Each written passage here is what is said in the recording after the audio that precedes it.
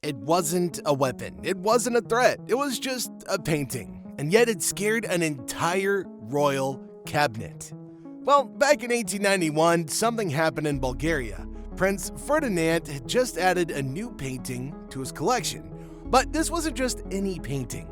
The moment his ministers laid eyes on it, they were shaken. Some even crossed themselves right there on the spot, and it became a habit. But what could possibly be so disturbing about the painting? Now, before you picture a horror scene full of blood or monsters, let me tell you, it wasn't like that at all. The painting wasn't loud or violent, it was quiet, subtle, just a man sitting in the shadows. But not just any man, it was Lucifer. Yeah, the fallen angel, and that's what makes it so haunting. Today, we're going to look at one of the most quiet, terrifying works of art ever created. So let's begin. Okay, who painted this bizarre masterpiece that sent chills through the Bulgarian court? His name was Franz von Stuck, and trust me, once you know more about the guy, the painting will make a lot more sense. Born in Germany in the late 1800s, von Stuck wasn't just some guy with a brush and a dark imagination. He was a full-blown artistic force. At just 15 years old, he packed up and moved to Munich to chase his dream. He enrolled in the prestigious Munich Academy of Fine Arts in 1881, and by the late 1880s, his unique style started to shine through. In 1889, he revealed a painting called Guardian of Paradise at the Munich Glass Palace exhibition. It was bold and dreamlike and packed with deeper meaning. And guess what? It won him the gold medal, a bunch of money, and a whole lot of attention from critics and collectors. This one piece marked a huge shift in his career. It pulled him away from traditional academic art and launched him into the world of symbolism. Okay, symbolism art was all about emotions, dreams, myths, and the darker corners of the human mind. Von Stuck's work stood alongside the haunting imagery of artists like Arnold Böcklin and Max Klinger, and even drew inspiration from the English pre-Raphaelites, painters who weren't afraid to mix beauty with fear and fantasy. By 1895, von Stuck was already such a big name that he became a professor at the Munich Academy, the very place where he had trained. Now, he wasn't just a teacher though, he was shaping the future of modern art. Ever heard of Paul Klee or Wassily Kandinsky? Yeah, they were some of his students. And then came Villa Stuck, his own house, studio, and ultimate creative project. He designed, he sculpted, he decorated, and he built the entire place with his own artistic flair. This wasn't just a home, it was a living, breathing symbol of everything that he believed in about art. The walls and halls were full of divine figures, mysterious processions, and mythological scenes, each one telling a story. Sadly, like much of Europe, Villa Stuck didn't escape the devastation of World War II.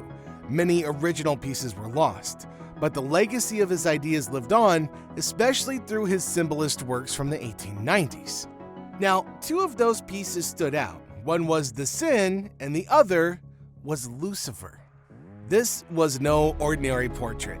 It was a deeply psychological image of the fallen angel himself, sitting silently in the dark, his eyes burning with quiet rage and sorrow. There were no chains, there were no flames, just the weight of rebellion, pride, and punishment captured in a single glance. And that's the painting that terrified an entire government. Let's be honest, after World War I turned Europe upside down, the world didn't want mysterious angels or symbolic women anymore. People were focused on survival, recovery, and reality. The dreamy, often emotional world of symbolism started to fade into the background, and so did Franz von Stuck. This once celebrated artist, who'd been called the Prince of German Art, slowly slipped into obscurity. For decades, von Stuck's paintings gathered dust, but in 1986, Villa Stuck, the home and studio he had so carefully crafted, was reopened to the public, this time as a museum in the heart of Munich, Germany. And just like that, the world took another look at Franz von Stuck. People started to see what they had missed. Still, critics didn't agree on everything. Some said his art was about divine rebellion. Others claimed it was simply a clever way to explore raw human emotions, especially love, lust, and the constant clash between men and women. Whatever it was, one thing was clear. Franz painted truths people weren't always ready to face.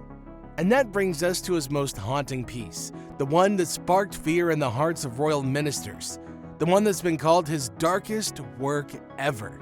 Let's talk about Lucifer. What makes it so disturbing? At first glance, it might not scream horror. There's no fire, no chains, no dramatic action. It's quiet. Too quiet. But that's exactly what makes it unnerving.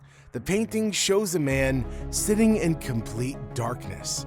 He's completely nude with his knees pulled tightly together.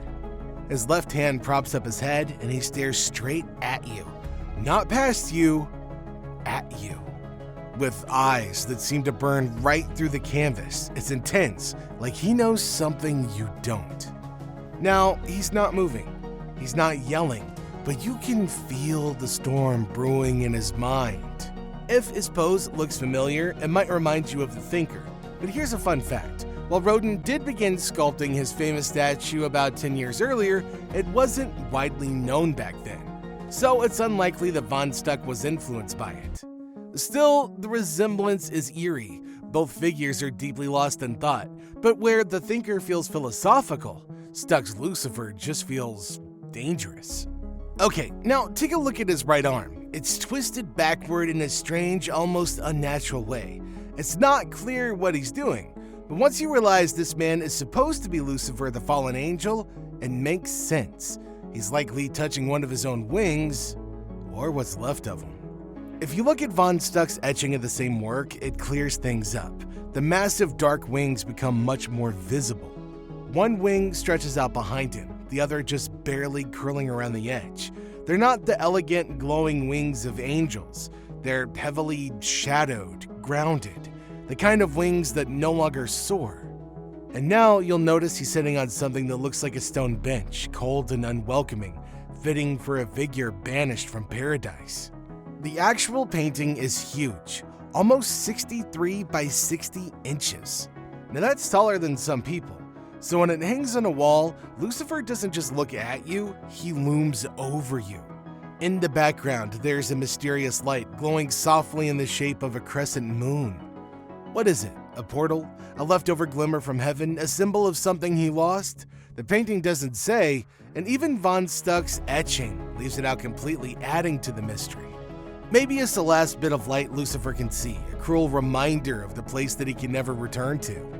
Some say it's a moon, some say it's a trick of the light, but whatever it is, it makes the whole scene feel even more haunted. So what do you think that glowing crescent represents? Is it hope, regret, or something else entirely? Let us know your thoughts in the comments. If you're enjoying the video so far, hit like and subscribe to the channel for more videos like this. Okay, as a little side note, while digging into the history of this painting, we came across a detail that blew our minds. Prince Ferdinand of Bulgaria, who actually owned the original Lucifer painting for a time, once told Franz von Stuck something unforgettable. He said that when his ministers first saw the painting hanging in the palace, they were so disturbed they instinctively made the sign of the cross right there in the royal chamber. And not once, but every single time they passed by it. Just imagine that. These weren't random guests or superstitious peasants. We're talking about top government officials who were so unsettled by this one painting that they physically reacted to it like it was a bad omen. A painting. Now, von Stuck, by the way, apparently loved this story. He reportedly repeated it with a smile, proud that his work could cause such a stir among the powerful. And honestly, who wouldn't be? But why did it provoke such a strong reaction? It wasn't just the shadows or the wings, it was the eyes.